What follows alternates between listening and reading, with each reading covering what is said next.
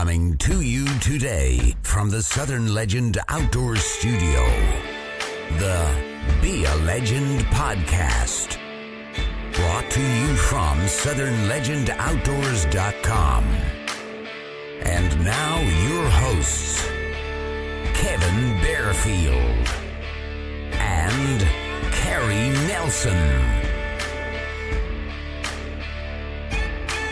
Heroes get remembered, but legends never die.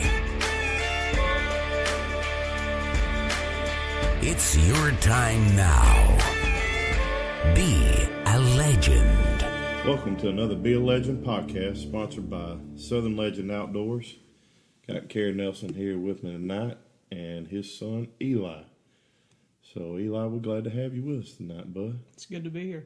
Family podcast. Yeah, got his daddy and his favorite uncle. Yeah, Yeah. So let's tell all tonight, right? yeah, Tell it all. I was thinking about having Eli on the podcast, and he's a hunter.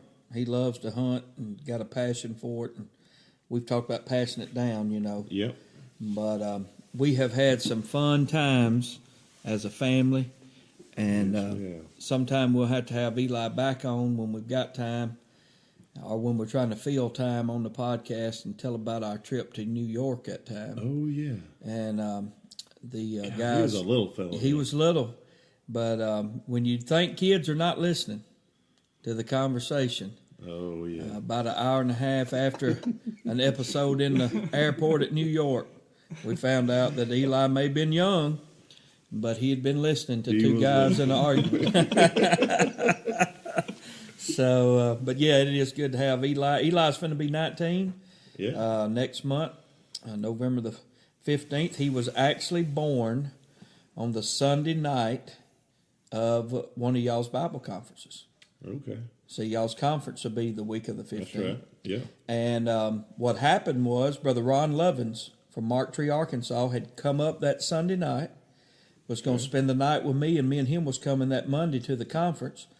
And we had to take Michelle to the hospital, and Brother Ron ended up babysitting Lakin, Megan, and Caleb while we went to the hospital. And Eli was born, I guess, around 3, 4 in the morning. Wow. So Brother Ron didn't make the conference. I didn't make the conference that Monday. And so Brother Ron says this: it took the prophet of God coming in for the baby to be born. So how about that? Anyway, he's our youngest. He's the last. We always said 4 and no more. And Eli is the no more. But Right. he absolutely loves hunting. And he's an old school guy. He loves the old camo. And You're wearing that old bottomland right now. I think it's the ugliest camouflage that's ever been made, and people rebuke me over that. I guess I'm more modern. I love the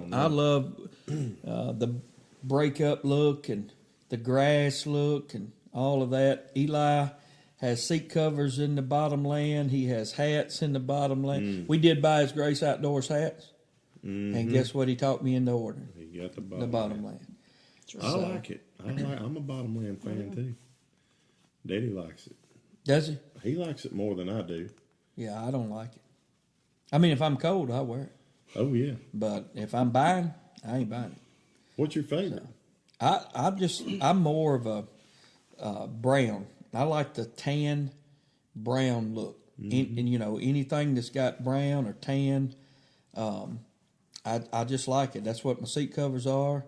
Matter of fact, we were in Alabama this week and went to a hunting store, and they had some sales on some bottomland bibs, overall type things. Eli got him a set, and it was a great deal.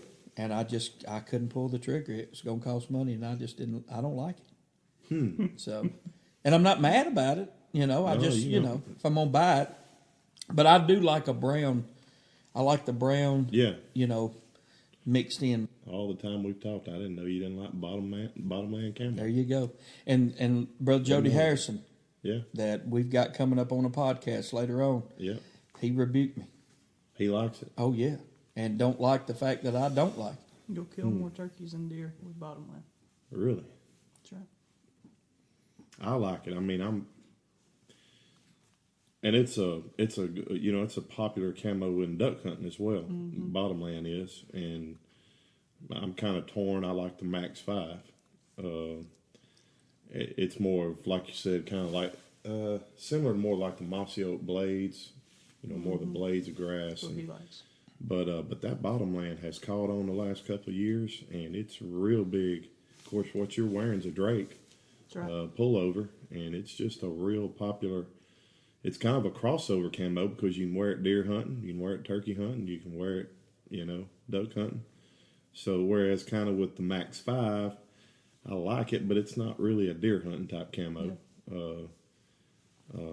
But Hey, Eli thinks it's a camo you can deer hunt, turkey hunt, duck hunt, squirrel hunt, rabbit hunt, quail hunt, pheasant hunt. You can go to church in it. Go to church where I was headed. You can go worship the Lord in it. You can take your girlfriend out in it. Because he's pretty well going to have some type of Bottomland on 24/7. So does she wear camo too? That's your girlfriend that we're talking about. Not. She doesn't. Not normally. If it had some pink in it, she likes pink. She knows about hunting. She's on the video. She is on the video. If you have got the By His Grace Outdoors hunting video, Haley is the girl that killed the doe at about 380 yards. That is Eli's. We just tell on him right here. That is his woman. And my girl, as his phone said. His phone said a while ago, my girl. It said my girl. I was looking at it, and a text come through from my girl. That's right. So, but what'd you say hers says when he texts? Hers comes up, says my alternative. Yeah, that's what I tell him.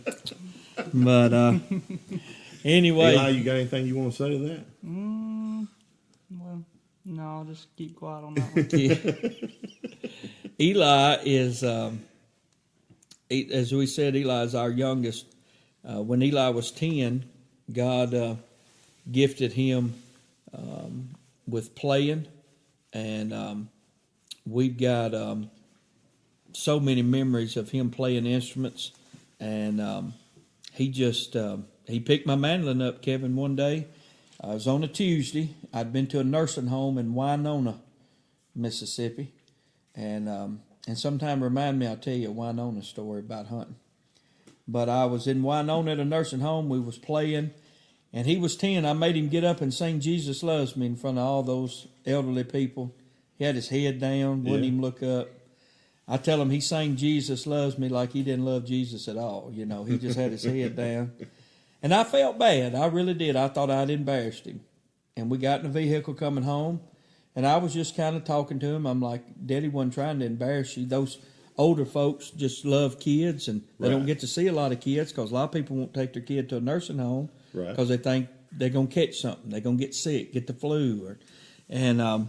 So I told him, I said, I was just doing that for them. Don't hold that against me. And he said, I'd like to learn an instrument.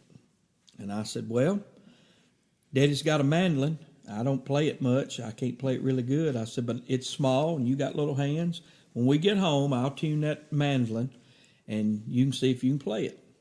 Well, that was on Tuesday, and on Friday, I got back up and played at a nursing home, and Eli was playing every song. I couldn't play and sing for watching him. Wow. And then we got to sit around the house. He's 10-year-old. He's got my guitar big as he is. And every commercial that came on TV, every commercial, if it was Sonic, if it was Subway, the Ford commercial. He was picking it. He picked that jingle before it went off. Wow. And that's when we realized that he had an ear. And now he gets to travel the United States. And we were in Tennessee last week and Arkansas, Alabama this week. We'll be, we just go everywhere. And he plays anything that's got strings on it and sings. So just put his first CD out. And excellent CD. He did all the music, did all the singing. So anyway, we're proud of Eli, mostly because he's given his talents to the Lord. Yeah. And he could be, if you ever sit down and listen to Eli pick and play, he's a studio picker, and meaning that he gets it right usually the first time. Yeah. That's what separates men that make money in studios is they don't have so many takes. Right. And Eli, he gets it right. Just a natural talent. He's just natural. Well, let me tell our listeners what has just occurred. We sitting here talking about this, and I was like, I looked over there and saw all your sound equipment from where you brought it in at the last trip. This is not scripted, nor rehearsed, or has even been talked about until right now. I just kind of signaled at Eli, go get your guitar and do a little picking for us. Yeah. What about that? Let's let our listeners hear a little bit of your talent that God's blessed you with, Eli.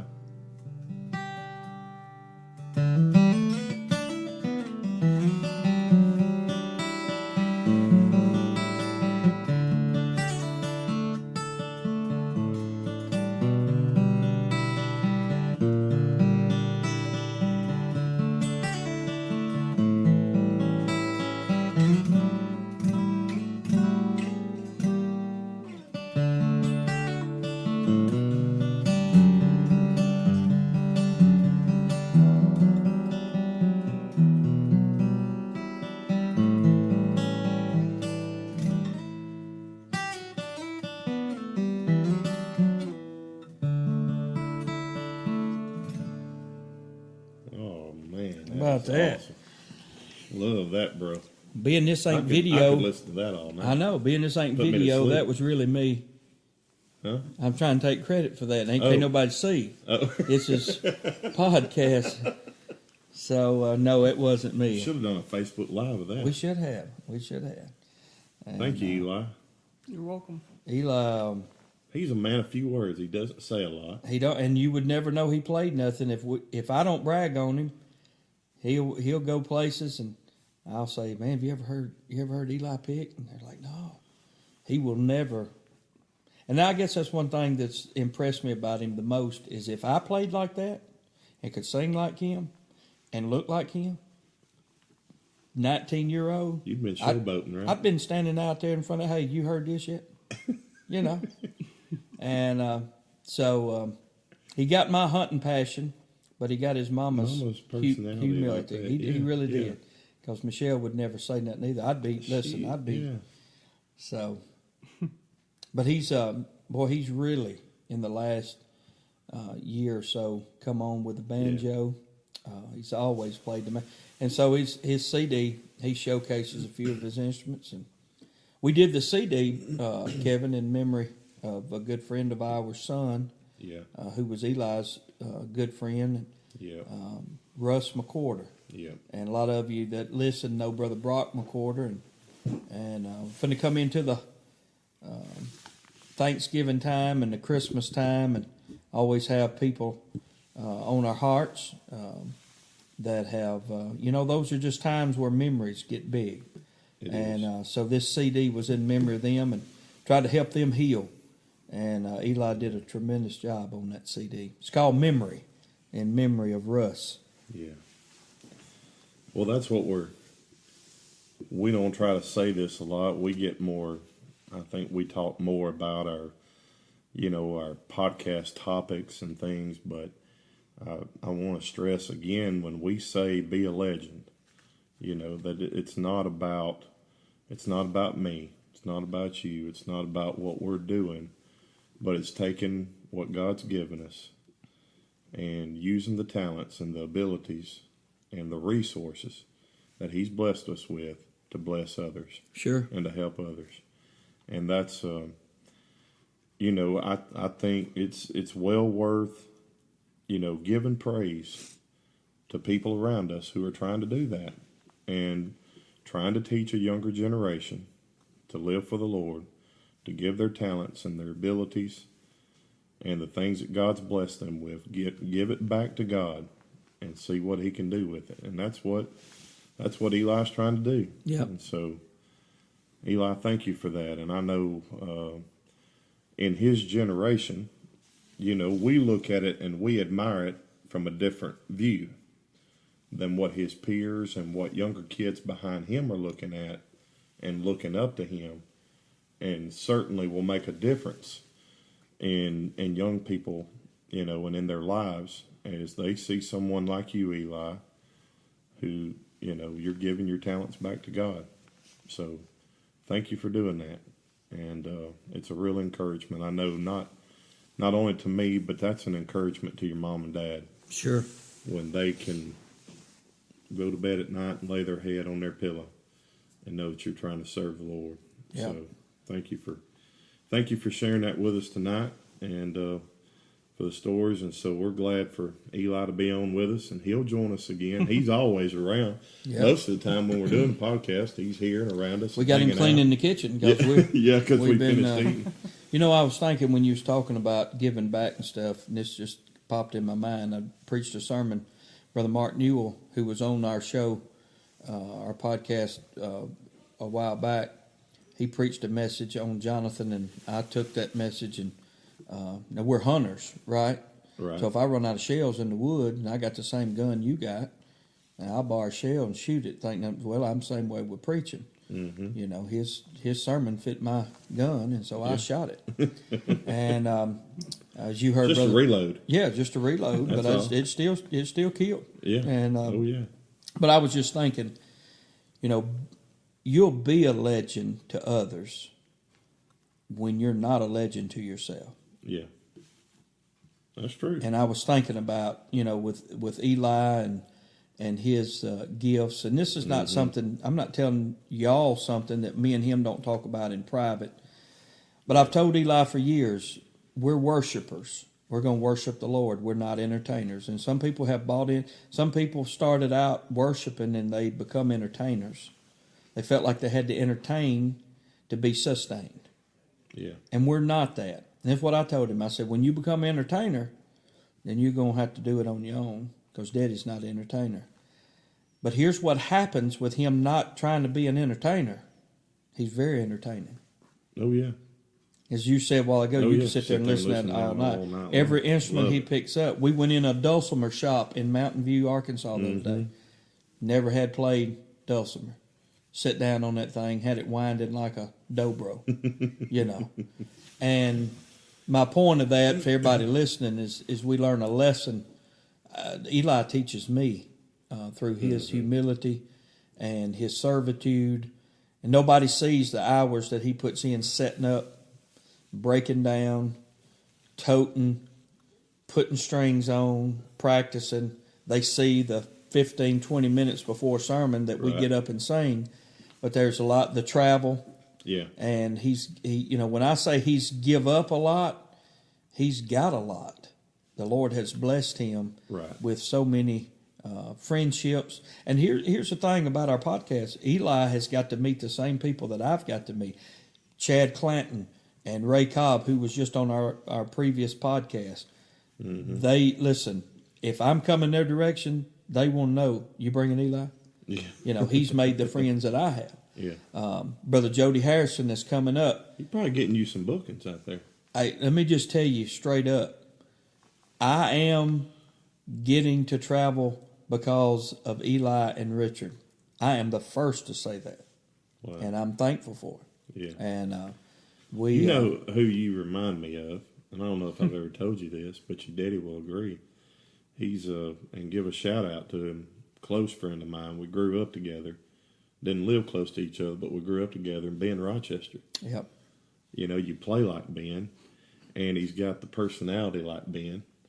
And Ben's a legend at picking whatever instrument he picks up. Yeah. And everyone that listens to this podcast that knows Ben Rochester knows that. But you remind me a lot of Ben Rochester. I know that's and Eli is a lot like. I know you take that as a compliment. I'm not trying to compare you, but I know. But but you do remind me. Ben has invested in him. Yeah. Ben Rochester has invested in Eli, and Eli's watched Ben be Ben. Yeah. And serve the Lord, and that's another thing about Ben Rochester. His name is known all over the country. He's got award after award after award. Yeah. But there's a guy that'll take a 15-year-old Eli Nelson to the side, sit down with him like he's got nothing to do the rest of the day, and he could be doing 100 things, and teach him a lick and teach him a note. And that's the way he's treated Eli. That's him. We thank the Lord for hey, listen, I can't let this go by. We're talking about instruments and playing. Being Rochester, they come to our church. One of the first times I ever got to have them at Grace Memorial Baptist Church, and so they spent the night, and so they were there on that Monday, and they started a meeting local. So I asked Ben, I said, "There's a music store just up the road from our church." This is when we lived at the church. Yeah. So we go up to the music store there in Tupelo, and they've got an old Gibson mandolin in the case. They got it in a case. When he walked in, he saw it. He told the man behind the counter who owned the mandolin, who was trying to sell the mandolin, more about the mandolin than the man knew. And he took him down the history of that mandolin and that Gibson, how they made that mandolin. And then what the guy was wanting for the mandolin was even cheaper than what Ben told him the mandolin was worth. Wow. You know, he knew all about it. So the guy says, "Well, you know so much about it. Do you play mandolin?" And as God is my witness, he looked at him and he said, "Well, I play some." And I thought, this finna get good right here.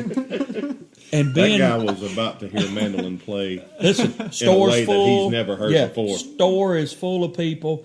And Ben, in that soft voice, said, "Sir, do you mind if I look at it?" And the man said, "Well, no, just be careful with it." And Ben said, "I will." He gave it. Of course, Ben pulls the pick out of his pocket. He sits down in the middle of that store, tuned it to his ear, and strummed that mandolin one time, and then got to picking it. The whole store stopped. I'm standing, Ben sitting. The whole store stopped. Everybody holding instruments. Just like time is paused.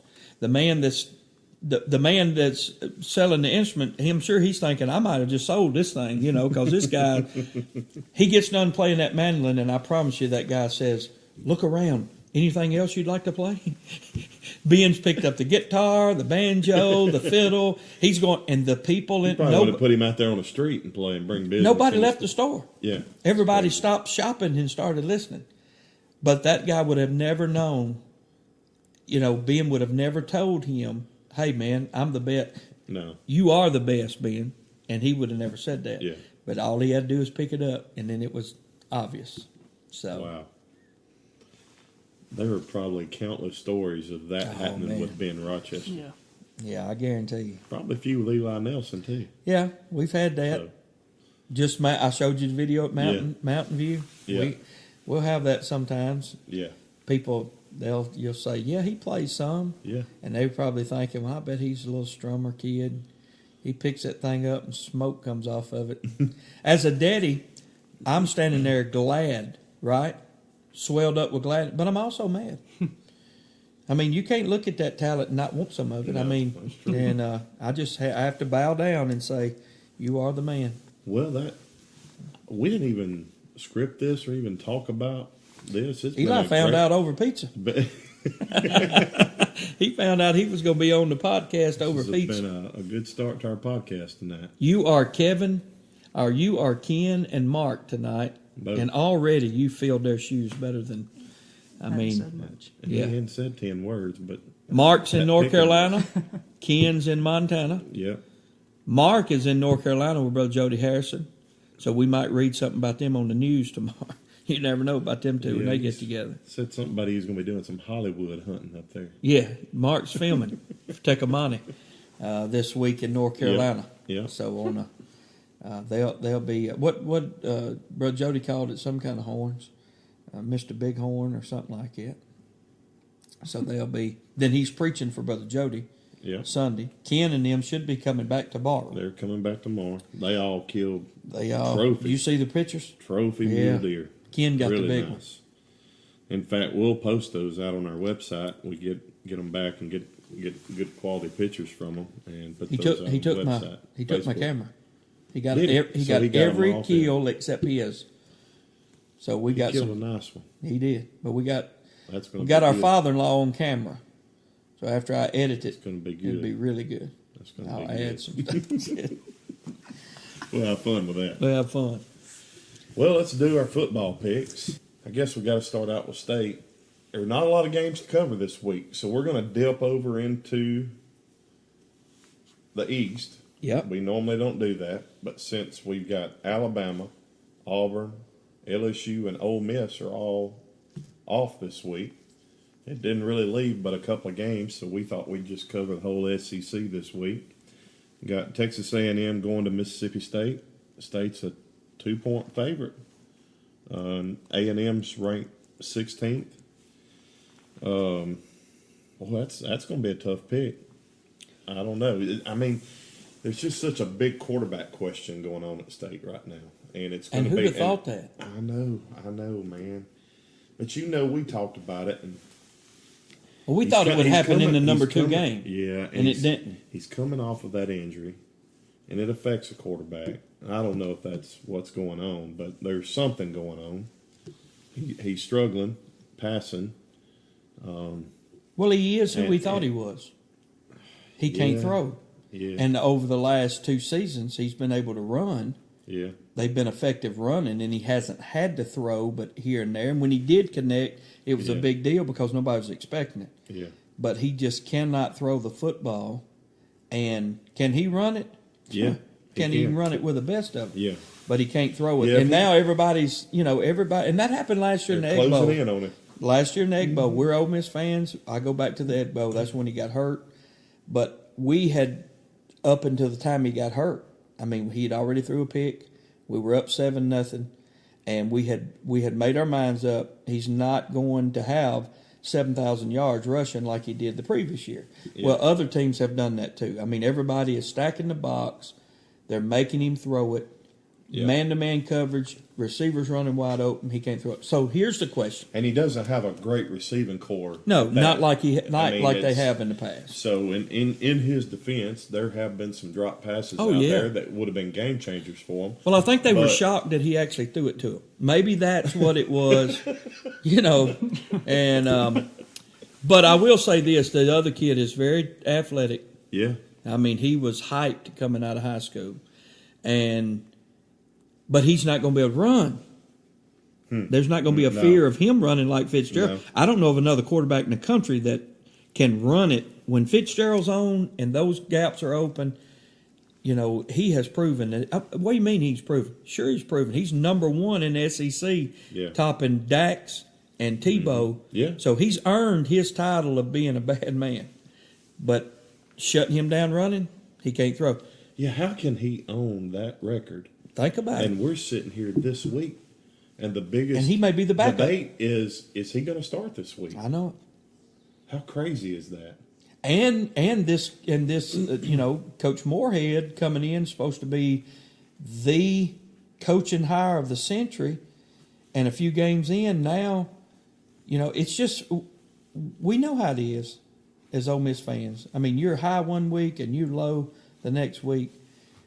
But when it comes to the players, this guy he's achieved a record that is Hall of Fame-ish in SEC. We ain't talking about he done it in some off conference. He did it in the SEC against SEC defenses across the board. I mean, a Tim Tebow record. Yeah. A Tim Tebow record. You don't even know if the kid comes in and passes and leads them to a victory against Texas A&M, will he see the field again? It's mind-blowing, ain't it? I know, it is. So, but I got Texas A&M, not because I'm an Ole Miss fan, but I just believe that with all this controversy, if is it Thompson? Is that his name? If he can come in and develop a passing game, and if they can, I think they're going to have to mix it up. Yeah. And I just, I don't see them beat. I see them winning a few games down the road after they figure this out, but not against Texas A&M. Texas A&M is a quality team.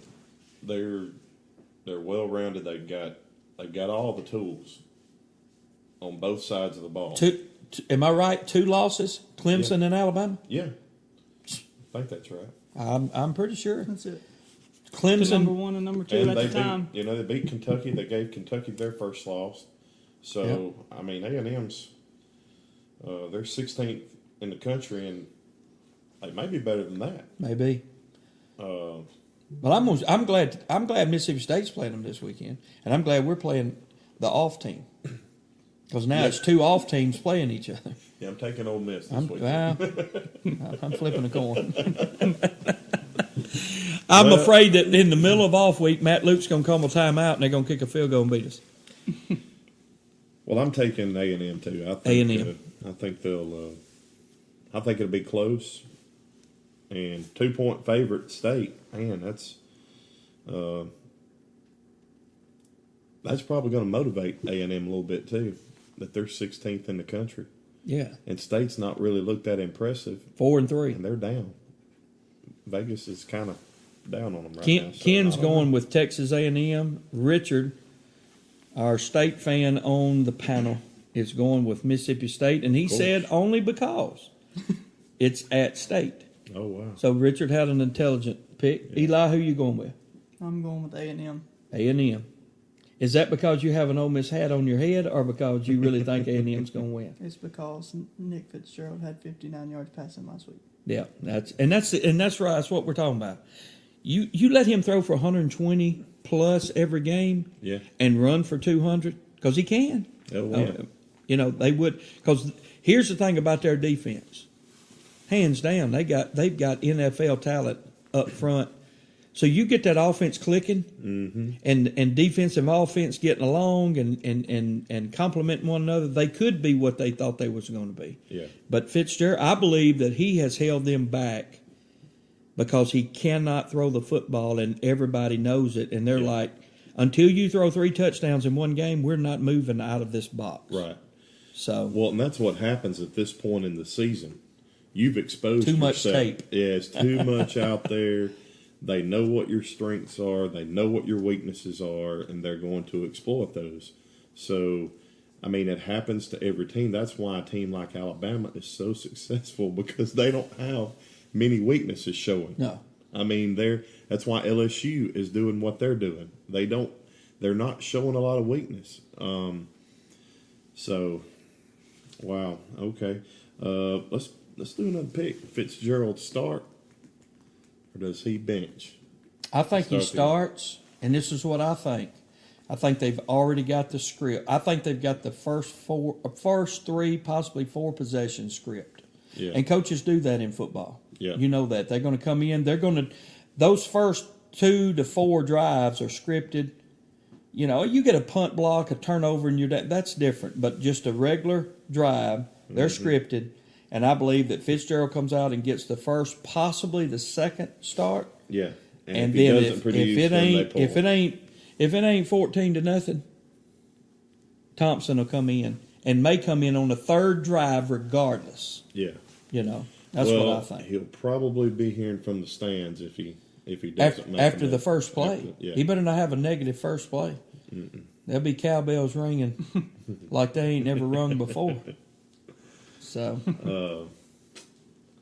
Eli, I think he starts. You think he starts? Okay, all right. We didn't ask Ken Richard to give a no. Ken's old. He's probably in the bed.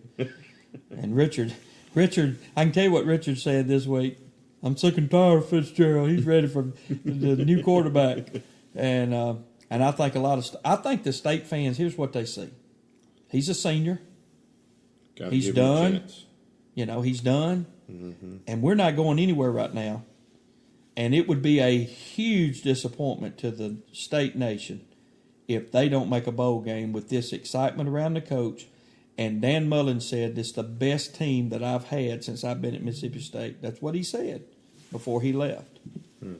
And that would be a disappointment to all the State. Now, of course, they could get 5 wins and get in an academic bowl like they did a few years ago. Yeah. But, I mean, even they laughed at that one, all right? Any team from the South gets in on the academics, you know something's rigged there. I mean, ain't none of us that smart. But I don't think that they're not going to win 6 games. I don't know where they're going to get it. But they play La Tech next week, somebody like that. So they'll pick up their 5th win there if they lose this week. And, you know, if they get their running game going and a little passing, I mean, they do have Ole Miss's defense in the Egg Bowl, so I mean, they could pick up. That's a chance. Yeah, for them there. Vandy is at Arkansas. Oh my goodness! I mean, What's the guy from Alabama called? Vandy's a Vandy? 1.5 point favorite. What's he called? The guy that does how Alabama fans watch. He calls Arkansas bacon bits. He calls Arkansas bacon bits every time, and he calls Vandy something. Something Vandy. I can't remember, but I think of him because this is that game. He'll probably be real interested. Dandy Vandy and bacon bits. So I got Vandy. I mean, think about what I'm finna say right here. All right, Kentucky's a good team. Now they put up 28 points against a good Mississippi State defense and took a knee on the 6-yard line at the end of the game. So I've automatically give them 35 points against State. but I give State, they've got a defense, brother. Yeah. So that guy, and he ran on them. It ain't like they ran on Vanderbilt and Kentucky last week. Am I right? Mm-hmm. And Kentucky only won 14-7. It was 7-7 late in the game. Well, Vandy had Florida beat.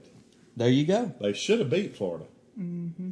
And just a turn of events there with a couple of key plays that kind of, spun that thing around for Florida. Other than that, Vandy was fairly dominant in that game.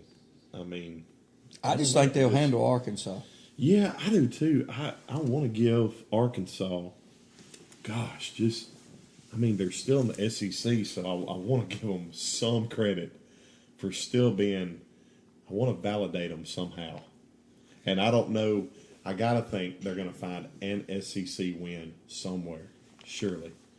And well, they had their chance when they played us. They so, did. And I got to think this is going to be the best chance they're going to get to finish out. Because I don't see them beating. They still probably got. I know they have LSU left. I think they have Auburn left. I got to think it's this game. I'm going to give Arkansas the benefit of the doubt that they're going to pull one out of the hat this weekend. At times they look good against Ole Miss, and at times they look terrible.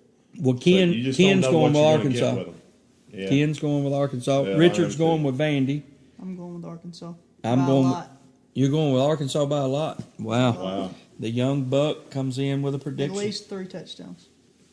Good gracious. Wow.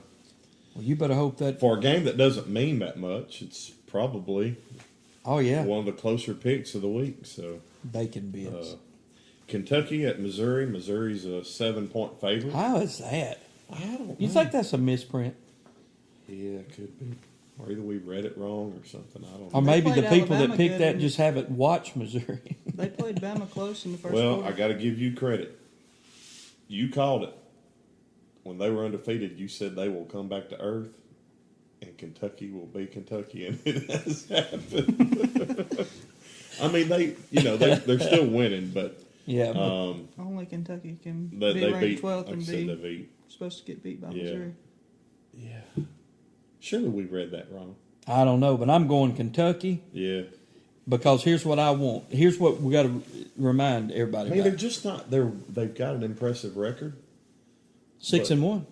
Yeah, but there's 3 teams 6-1 top of the East. But Georgia, Kentucky, Florida, and next week or the next game. I don't know if they got a bye week, but I know the next game after this is Georgia, Kentucky.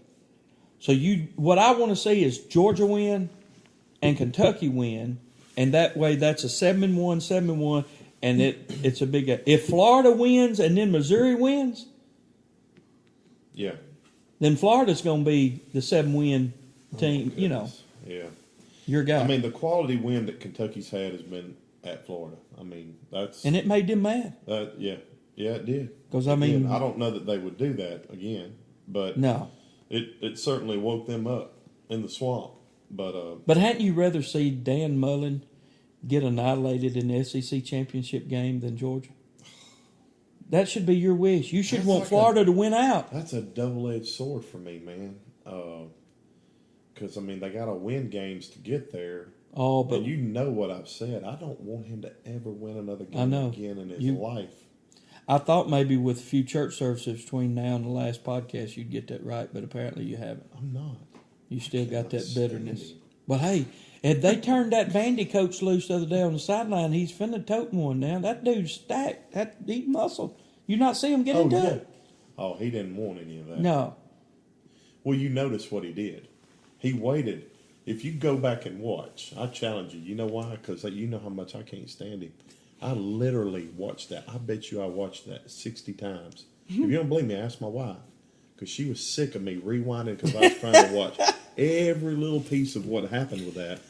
And you know, the exchange is going on between them. And Mullen's not saying anything back until the referee gets over there and kind of gets on Mullen and gets between him. Then all of a sudden he bows up like he's fixing to come over there and do something because he knows there's a referee in between them. Yeah. Ain't nothing going to happen. So you're saying that he didn't have the guts to dance in front of Oh, no, he ain't got like he any did that player that time. I can't stand him, man. I hope he loses. God. Okay, well then give me your pick. Georgia, Florida. Does he have any kids? No, don't talk about the man's kids. Does he have kids? Well, I'm sure he does. I They think play he does. football? No, I I think he's think got they're girls. Oh, I ain't gonna say nothing about And I his think girls. they're But if he had boys, I hope they lose every game they play this year. I can't stand him, man. I'm sorry. Man, Florida. I love you, brother. I love everybody. thank God. I love everybody else. I'm I not just getting can't on your stand- bad I'm list. sorry. I'm sorry, man. I can't help it. All right, Georgia and Florida. Florida's at Georgia, 6-1 teams, top of the East. Who you got, Eli? Florida. Ooh. Richard has At Georgia. Richard has. Well, hey, look at the line. I know. I'm going Georgia. Okay. I got to. Ken is going By Georgia. the way, that is the Cousin Eddie pick of the week. Let's make sure. Oh yeah, cousin Eddie pick of the week. Make sure we call it right. Yeah, That's sorry. the Cousin Eddie pick of the week. Okay. Ken's got Georgia. Richard has Florida. What? Richard says You Florida gotta be over kidding me. Georgia. He just wants his loss to Florida to look better. And That's it. I've got I'm going Georgia because it's at Georgia. Yeah. Between the hedges. By the way, last year Go Georgia. we were in a tent meeting out there close to Athens, and we got to go on the campus. And one of the probably non-impressive campuses, and Eli's nodding. I don't mean that. It just wasn't impressive. I've been on a lot of college Georgia. campuses. But when you come up and look, you can take the road and look down into between the hedges. That was impressive. Yeah.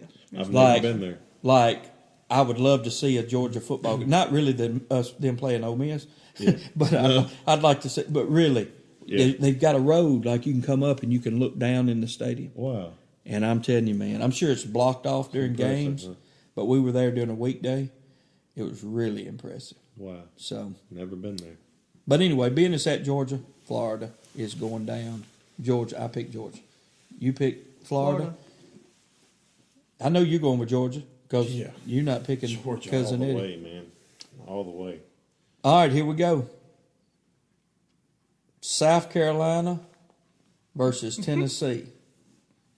Oh, yeah. That's a ain't but 5 SEC games all week. Nobody even knew they was playing. Wasn't important. We just left Was that at Tennessee. Tennessee? At South Carolina. At South Carolina. I'm going South Carolina. Yeah, Richard went South Carolina. Ken, let's see what He Ken. went to South Carolina. He went South Carolina. He got family over there. Yeah. He didn't. But he went Missouri over Kentucky, by the way. Ken did. Oh, okay. Yeah, I'm going Kentucky. And I'm going South Carolina. So that's me. I'm going to go with South Carolina, too. You going South Carolina? What See- do you think about the World Series? We're all baseball fans. We'll never say nothing about it. I think I wish the Cardinals was playing. Yeah, I do too. But my daddy raised me around the Dodgers because my daddy was an old Dodger fan. Really? Oh, my good. My mother right now. Last year, the Dodgers played Houston in the World Series. My mother sit up when they played out in L.A. She sit up to midnight watching. And did they not go 7 games? Didn't they go 7 games in the World Series? Or 6 last year? Anyway. And for my daddy's sake and my mother's sake, I wish the Dodgers. I mean, I never disliked the Dodgers, but I just love the Cardinals. Give me the baby blue and the red. And Ozzie Smith backflips after he threw you out. And I liked it. Well, Boston's but up two games right now. Yeah, 2-0. but they played at Boston, and you see that a lot. Home team wins because there's get 3 games back at home. You get 3 games back at home, and truth of the matter is, even if you go out there and only win 2 of 3 at home, you still come back in it. Down 3-2, you can win to tie it up and take a game. You know that the Dodgers have no money issues when you got people like Magic Johnson that's backing it and owning it and all that. Yeah. So you know that they, from last year, should even be better because they went out, they had to spend more money. So you know the talent's there. But isn't it amazing that all mine in your life, the Red Sox, and think about this. The Dodgers played for World Series, what is 88 when Gibson hit the miraculous shot? Yep. But like the Red Sox was always an afterthought because the Yankees just dominated in that world. And here in the last, years, it's been the Red Sox. They just know how to win. They got to win 108 games this year. Well, 108 games. They've been the dominant. Wow. They've been the dominant baseball team in all Major League Baseball all year long. So. Well, I got out of church last night, went out to my daughter's house, Lakin, and I had got dressed out there. We come in from Alabama, and I changed out there. So I was getting my bags, and it was 7th inning. The guy was throwing a 99-mile-an-hour fastball, and he brought back an 84-mile-an-hour slider breaking ball. Just froze the guy to ring him up. The catcher was halfway in the dugout when he caught it, running off the field, and the batter still did not know what had happened. Now, when you got pitching like that in the 7th inning, it's gonna be hard to beat them. Well, let's. It's one of those subjects we really don't want to talk about, but it's funny. We had brought this up in I know 2 of our previous podcasts, and then it happened, and that is certainly it's a subject that everyone in this local area is talking about right now. But we, I guess it was about 2 weeks ago, I think. A deer was tested positive for CWD in Pontotoc County, and we'd have never thought that. We were talking about when Brother Mark was here with us about the situation down around in South Mississippi, right? And little did we know that we would be faced with it right here in our own backyard. It's been there's been a lot of speculation. And as you said earlier, a lot of misinformation by assumption. Jumping to conclusions.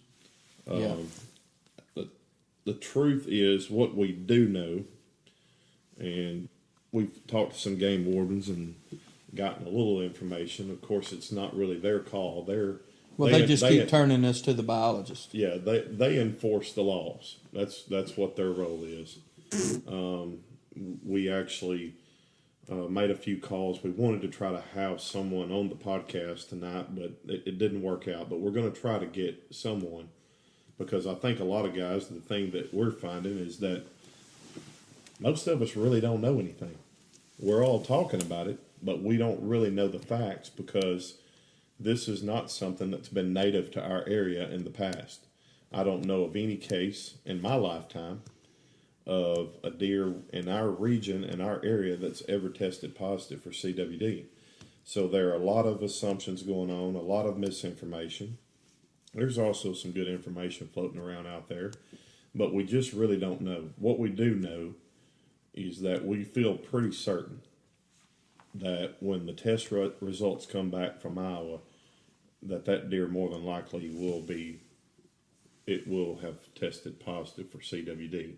More than likely, there's a high percentage. It seems that all signs are pointing toward that it's almost 100%. To the point they're already setting up the protocol. Yeah, checking station, and here's the thing: what we do know is, for us hunters, Now let's just talk facts.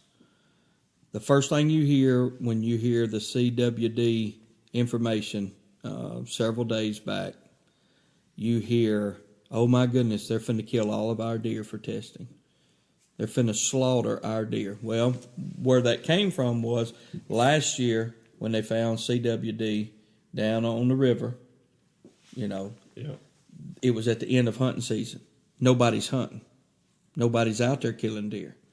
And the reason they went in and killed a lot of deer for testing is because there was no way. I mean, they can't just it's not deer season, so they can't just say, all right, everybody go out there and start shooting deer and bring them in. So they took that initiative and they went and did that.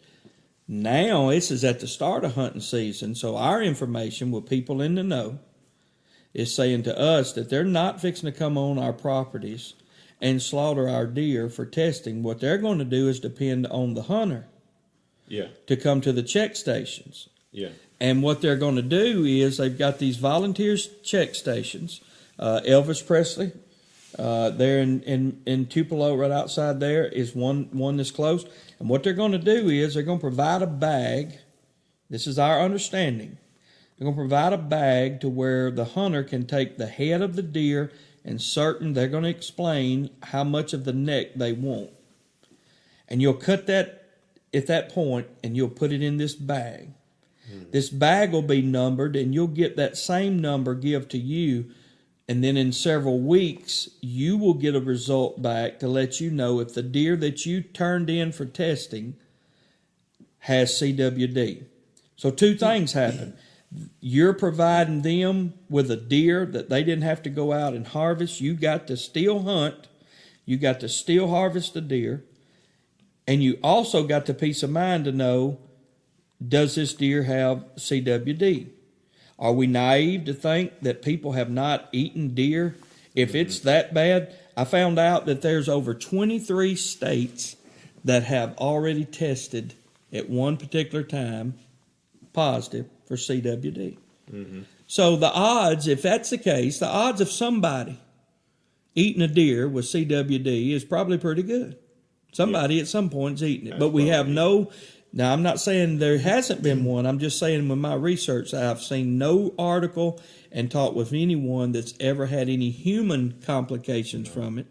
So, but there is a peace of mind when it comes into your backyard. Hey, I wonder if the deer on my property are carrying this. So if you turn the deer in off your property, 2 weeks, 3 weeks, you'll get a test back that says yay or nay. And nay is not only what we're looking for, but what the state of Mississippi's looking for, because here's what we know. First of all, people say, well, they're out to get us. Here's the thing about it. They're finna put more man hours in. It's finna cost the state more money. There's a lot of things that's fixing to happen. The normal everyday run of business is finna change for them. From long work hours to headaches to threats to arguments. This is not something that I believe that they're just trying to bring on themselves. And the economic impact to the community. We talked about, some of the local providers of corn and that supplement sort of thing, feed. that it's because more than likely, we know that supplemental feeding is going to be done. It is going to be done for a period of time at least. And don't they call that the buffer zone? Is that what they're going to call it? They're going to go from that property where this deer was found in that area and do a buffer zone, and it could stretch, it might stretch 15 miles, it might stretch 25 miles. That'll be up to them. Yeah. And then that supplemental feeding will be done. All right?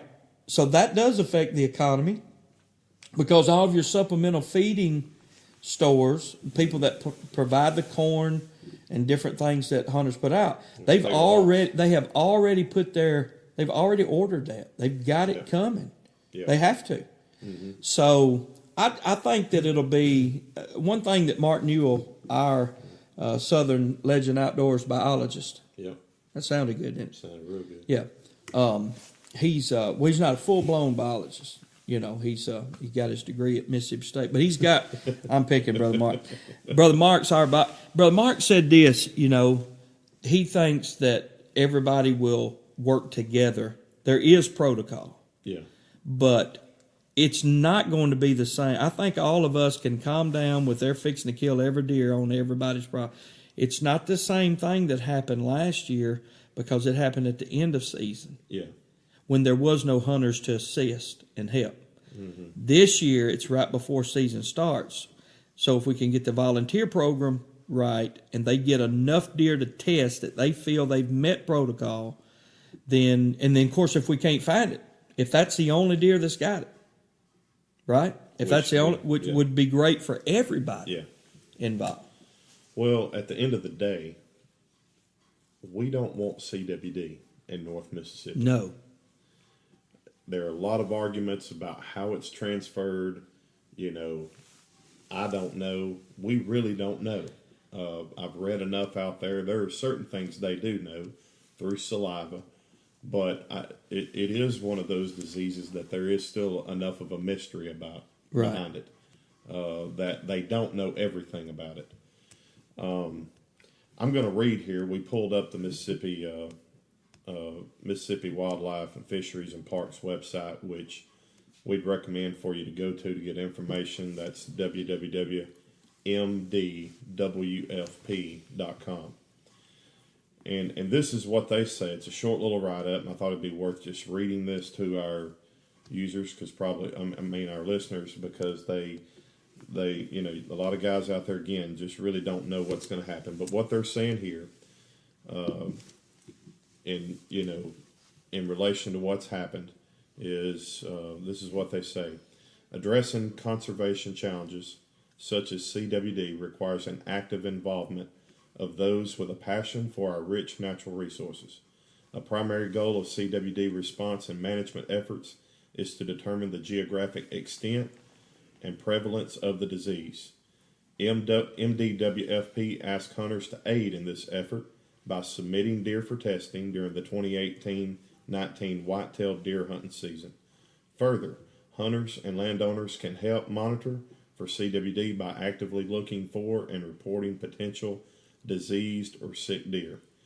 The test used to determine the presence of CWD requires a portion of the deer's brainstem or lymph nodes. Harvested animals should remain cool until testing to reduce decomposition and provide accurate results. Check stations. Hunters may bring the entire animal to the check station to have the sample pulled. Drop-off locations. Hunters should preserve the head with at least 6 inches of the neck attached. Antlers may be removed before depositing the head. The CWD management zone sample days they have listed here will staff check stations within the CWD management zone to collect samples during high traffic dates from 9 a.m. to 7 p.m. And the dates right now are Saturday, November 17th, Friday, November 23rd, Saturday and Sunday, December 29th and 30th, and January 5th and 6th. The locations they have here: Onward Store and junction of Highway 465 and the 61 boat ramp. Of course, in our local area here, they have Lake Elvis Presley noted and the North Region office in Enid, Mississippi. So there may be more of these locations. I would think if this is confirmed, that will be provided in our area, I'm assuming. But I guess we'll just have to wait and see what happens from that, from that standpoint once they get the final result back. I'm with you. I think, of course, it will affect you for sure. We talked about that before the podcast. You're definitely within range. Unconfirmed, I've heard that it occurred around the Cherry Creek area in Pontotoc County in that community. I think that's what most everyone's hearing. That's what I heard. So that's, again, not confirmed, but that's what I heard. And so this will certainly be a learning experience for us, and it will probably forever change hunting in our region, because there will always be a lookout. Right. Once it's here, it's probably something we will contend with from here on to some degree. hopefully we can get rid of it. Hopefully it's isolated. It's only one deer, but chances are it's likely that it probably is not. And if it's in Pontotoc County, it could be in Tippah County. It could be in Lafayette County, Benton County. Who knows? Yep. So anyway, we just wanted to take some time tonight to share the information that we do have. And we will get Brother Mark back on here, and he is a biologist and certainly can probably reaffirm some of what we've said and add some information. But we just want guys to, be reasonable about this and to understand that we're all going to learn from it and going to have to deal with it and move on. There's two extremes. There's people that's saying, I ain't participating with nothing. Then there's the extreme, let's all work together because this is the first time for everybody. Yeah. All right. I guess my thing is we don't want it. We don't want, as hunters, we don't want any restrictions that we bring on ourselves. Right. Now, can that happen? I don't know. Can a hunter produce a region-wide restriction that would have not been there by a protocol? I don't know. But I'm sure that the people that are involved in finding out about this CWD and finding out about what needs to be done about it, they would like all the cooperation, and so we all have our response to it. We all have our thoughts process about it. But when it all comes down to it, it's not like we thought it was going to be in some ways. But this supplemental feeding has gotten so... It's the fire. Yeah, and it's got so easy in the state of Mississippi. Think about it now. You can hunt over a feeder, and, it's just something that has... it's just started to where guys that used to have their corn pile and they knew they couldn't, and that's, the truth of the matter is, if I had 10 game wardens sitting around here, I mean, they got to enjoy people hunting over corn because that's how they made their living. I mean, that's the tickets they wrote. You know what I mean? I mean, that'd be like having a highway patrolman here, and his reality is, well, I hope nobody ever speeds. Well, no, you don't. I mean, that's our supplemental feeding was your supplemental income. So, I mean, you know what I mean by that. I'm just saying there are some pros and cons to it. But the fact that we just started getting to hunt over corn without any pressure, you're not looking out the back window of your shooting house wondering is there a green suit coming through the woods. You could do it now. And then to almost have the rug pulled out from under you, and people's like, because here's what's happened. People's went out and bought official feeders now. They're trying to do, I can feed corn. Well, I'm going to do it right then. Yeah. And now they put this money and stuff, and the attitude of some, I've run across them.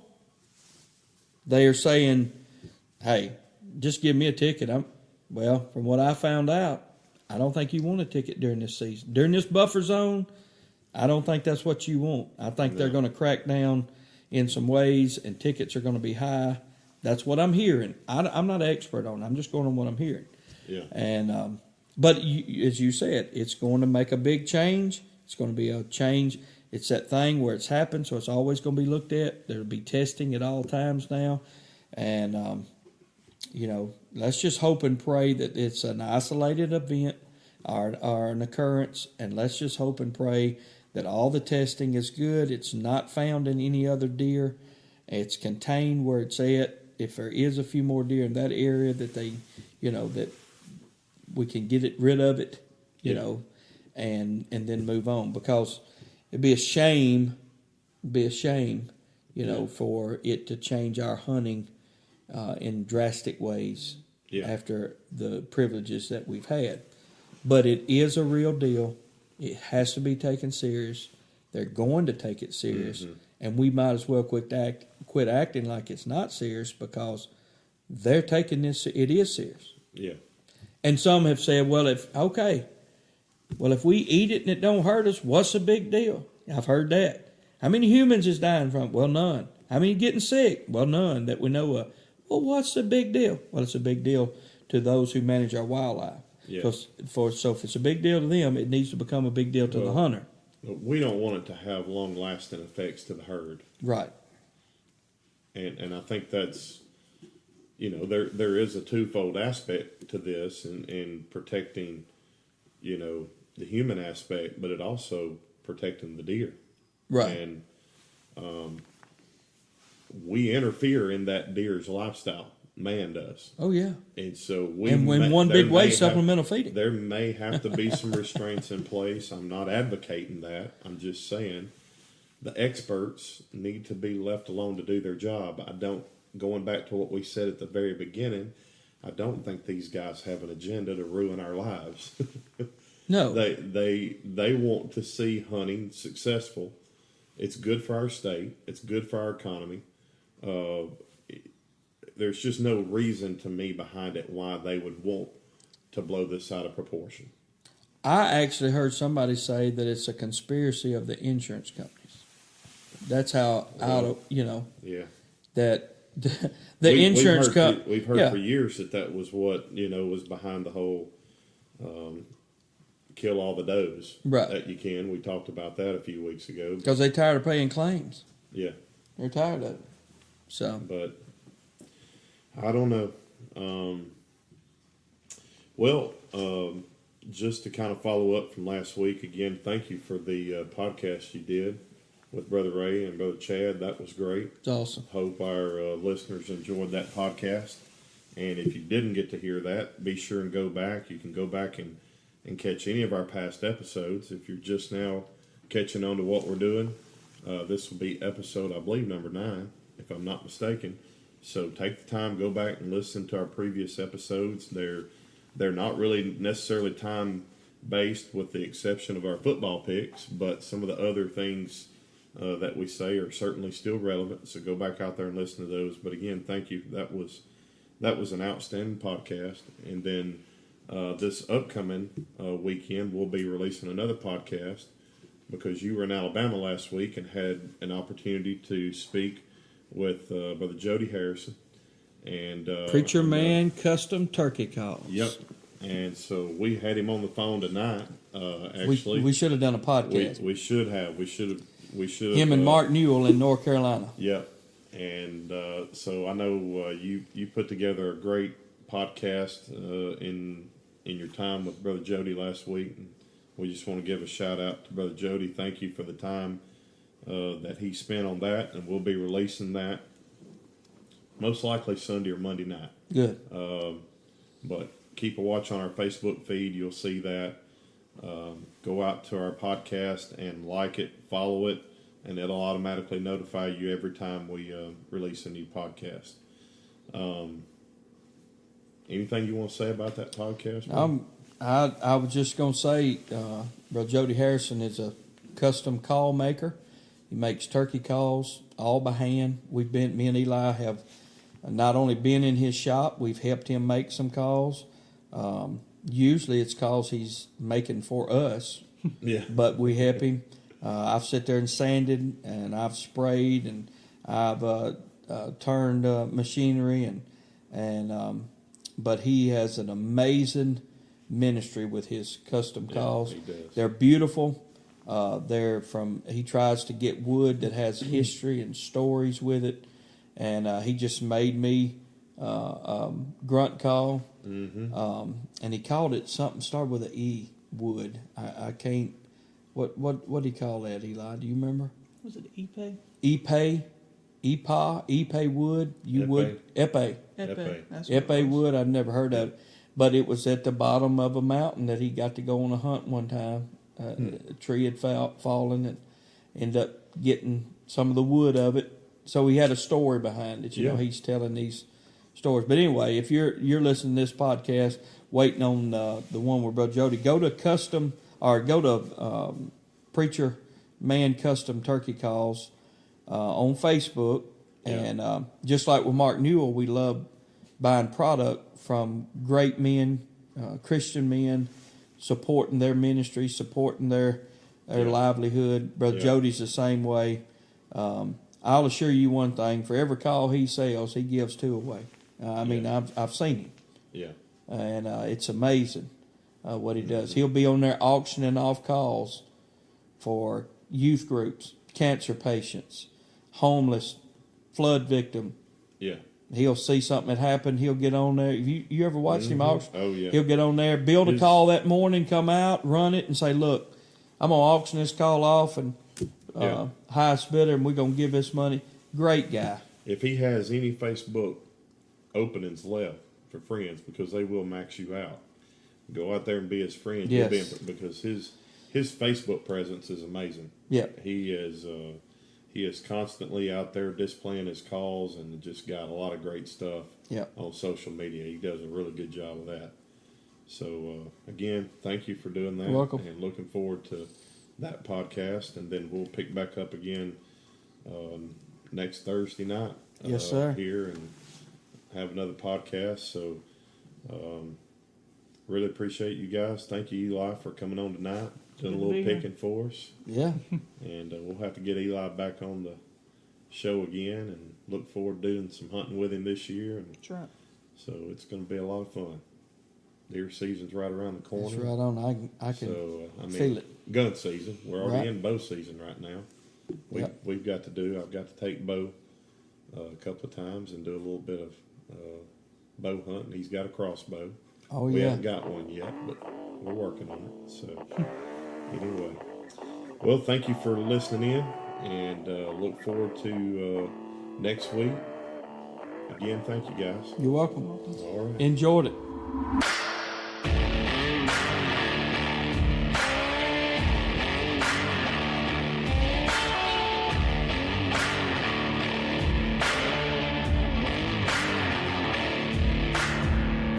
Heroes get remembered, but legends never die.